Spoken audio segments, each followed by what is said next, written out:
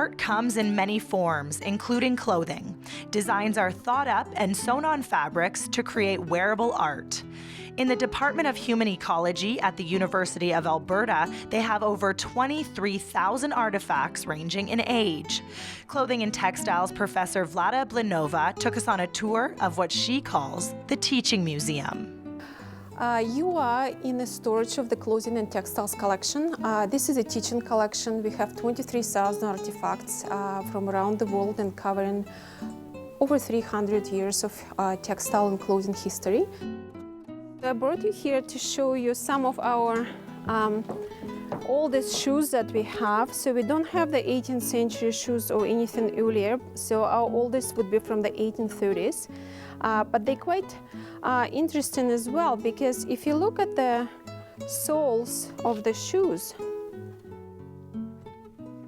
you will notice that there is no left or right shoe.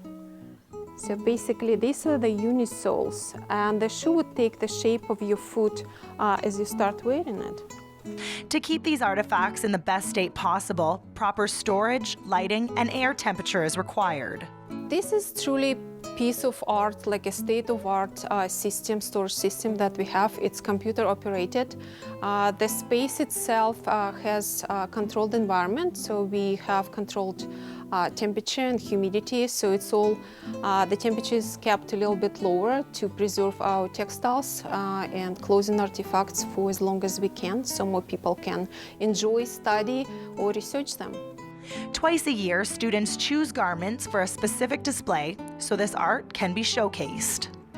We did this exhibition as a part of one of our courses, so it was material culture and curatorship, and then throughout the term, we kind of developed a bit of our concept, and then each of us was responsible for a section.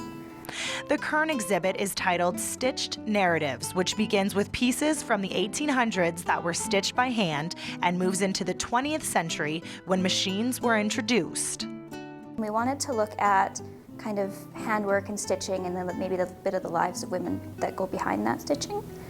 All showcases are open to the public with opportunities to see behind the scenes. Once a month we have public tours.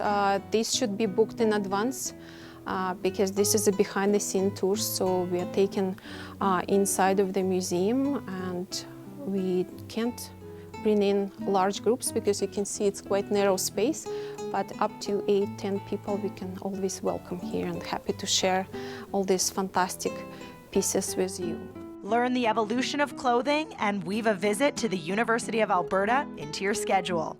For Go, I'm Jordan Hurtner.